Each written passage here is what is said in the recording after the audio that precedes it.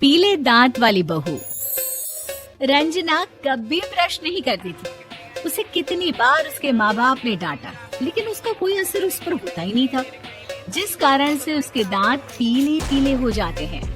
शादी के बाद अरे बहू, वैसे तो तुझ में कोई कमी नहीं है, पर तेरे दांत इतने पीले कैसे हैं बेटा?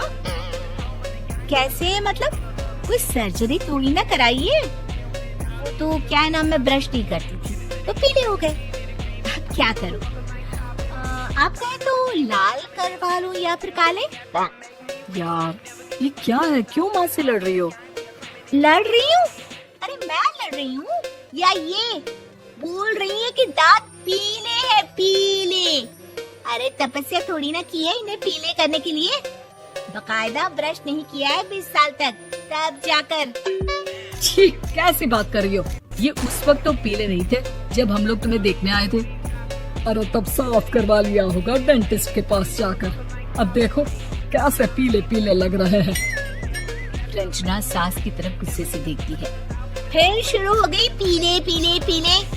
अरे पीले तो तब भी थे जब मेरे हाथ का रसगुल्ला उड़ा उड़ा कर खा रही थी और बोल रही थी, लड़की नहीं गुणों का खजाना दे रहे भाई साहब। अब वो लोग करते भी तो क्या करते, पीले दांत वाली बहू पल्ले पड़ी थी तो झेलना तो था ही। एक दिन कीर्तन में रंजना गाना गा रही थी। अरे कमला बहन, माँ का द्वार है, यहाँ तो सब शुद्ध होकर आते हैं, फिर अपनी बहू को ब्रश भी नहीं करवाती तुम। दूर से पीले पीले दांत भक्ति में बाधा उत्पन्न कर रहे हैं। अरे कोई 2 साल के बच्चे थोड़ी ना लेकर आई हूँ मैं बहू बनाकर। अच्छी खासी लड़की है, अरे कैसे करवाऊं ब्रश? ये तो उसे खुद करना चाहिए ना। अब माँ बाप तो इसके जैसे तैसे निपटा दिए, ये नहीं सोचा कि सास कैसे संभालेगी। सास बहू को लेकर घर आ जाती है, लेकिन सोच लेती है कि अब इसे लेकर कहीं नहीं जाएगी। अगले रोज बहू कहती है, अरे क्या हो गया, मंदिर नहीं जाना क्या? कीर्तन का वक्त हो रहा है। मेरी मधुर वाणी से कान्हा जी जागते हैं और सोते हैं। आप तो जानती है ना उनकी भक्ति में कितना मन लगता है मेरा।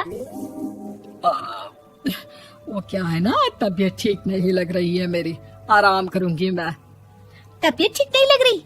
अभी तो मिथुन के गाने पर नाच रही थी आप, और अब बोल रही है कि तबीयत ठीक नहीं लग रही। अरे भक्ति में मन लगा लो सासू माँ, ऊपर जाना है, क्या मुंह दिखाओगी आप? हाँ? सास को बहू की बात पर गुस्सा आ जाता है। मैं क्या मुंह दिखाऊंगी, इसकी चिंता तो ना कर, समझी? अपने मुंह की चिंता कर, जो ये पीले पीले दांत लेकर हर जगह पहुंच जाती है। पता है लोग कितना मजाक बनाते हैं। ना जी ना, मैं नहीं जाना कहीं तेरे साथ। तो ये बात है, कोई ना, मत जाओ, मैं अपने कमरे में ही बैठकर भक्ति कर लूंगी। ऊपर वाला दांत थोड़ी ना देखता है, मन देखता है, भावना देखता है। और अरे बस बस, तू सब कुछ दिखा, बस ये सफेद चमकदार दांत ना दिखाना किसी को, है? जा यहाँ से। बहू को सास की बात का कोई फर्क नहीं पड़ता, वो तो जैसी थी वैसी ही रह जाती है। सुबह नहाकर किचन में खाना बनाना, फिर खाना खाना, कीर्तन भजन करना और सो जाना। एक दिन, माँ जी मैं सहेली के घर जा रही हूँ, शाम को लेट आऊंगी। हाँ हाँ तो जाना, मैंने कौन सा तेरी आरती करनी है घर पर बैठकर।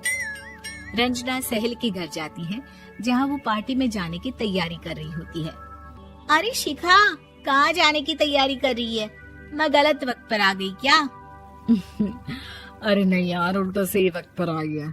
मैंने ये साड़ी और ज्वेलरी निकाली है यार, शाम को इनके ऑफिस की एक पार्टी में जाना है। बताना कैसा लग रहा है ये सब? नहीं यार, इस ड्रेस के साथ तो वो वाली ज्वेलरी अच्छी लगेगी। हाँ हाँ सही बोल रही है, मैंने ध्यान ही नहीं दिया। वैसे तो हमेशा से मस्त फैशन सेंस रखती है। तो बड़ा जाती होगी ना पति के साथ पार्टी में। रंजना कुछ नहीं बोलती, बस सोचती है कि यार काश ये बात सही हो जाती, पर मैं क्यों नहीं जाती पार्टी में? क्या इन लोगों की कोई पार्टी होती नहीं होगी? रंजना घर आती है और रात में पति से सवाल करती है, एक बात बताइए, आप मुझे किसी पार्टी में क्यों नहीं ले जाते? क्या आपकी यहाँ ऑफिस में पार्टी नहीं होती? पति बेचारा क्या कहता कि दांत पीले हैं तुम्हारे इसलिए। अरे कोई पार्टी होती नहीं हम लोगों के ऑफिस में, तो कहाँ से लेकर जाऊं? और मार्केट, मॉल, कहीं वीकेंड घूमना, कहीं तो। अरे यार, सारे हफ्ते में एक छुट्टी मिलती है, तो सोचता हूँ कि आराम ही कर लूं। क्यों? रंजना मन मार के रह जाती है। पहले कभी सास के साथ मंदिर जाया करती थी, लेकिन वो भी सास ने ले जाना बंद कर दिया। घर बैठी बैठी रंजना बोर हो जाती है। तभी उसे आइडिया आता है और वो मायके जाने का सोचती है। सासू माँ, 2 दिनों के लिए मम्मी के घर जा रही हूँ। अच्छा अच्छा, ठीक है, आराम से जा। और हाँ, माँ से कुछ अच्छी आदत सीख कर आना कि कैसे शरीर के हर भाग की तरह दांतों की सफाई भी जरूरी होती है, समझी? शुरू हो गई ना आप। वो लोग आपकी तरह नहीं है कि छोटी छोटी बात का बतंगड़ बना दे। उन लोगों के लिए मैं मायने रखती हूँ, ना कि मेरे पीले पीले दांत। रंजना माँ को बिना बताए उन लोगों को सरप्राइज देती है, लेकिन जैसे ही वो दरवाजे पर पहुंचती है, अंदर देखती है कि घर वाले कहीं जा रहे होते हैं।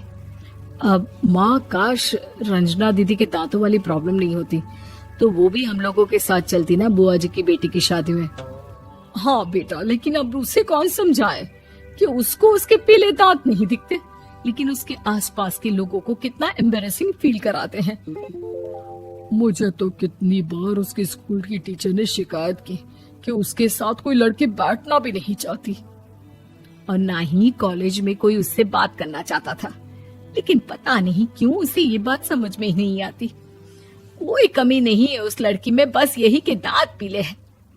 वो तो भला हो जीजा जी और उनकी माँ का, जो दीदी को जैसी है वैसे ही रखा हुआ है। रंजना को अपने घर वालों की बात सुनकर बहुत दुख होता है। वो सोचती है कि वो क्या करे, लेकिन फिर वो सीधा डेंटिस्ट के पास जाती है, अपने दांत चमकाती है और कसम खाती है कि वो रोज ब्रश करेगी। अरे क्या हो गया?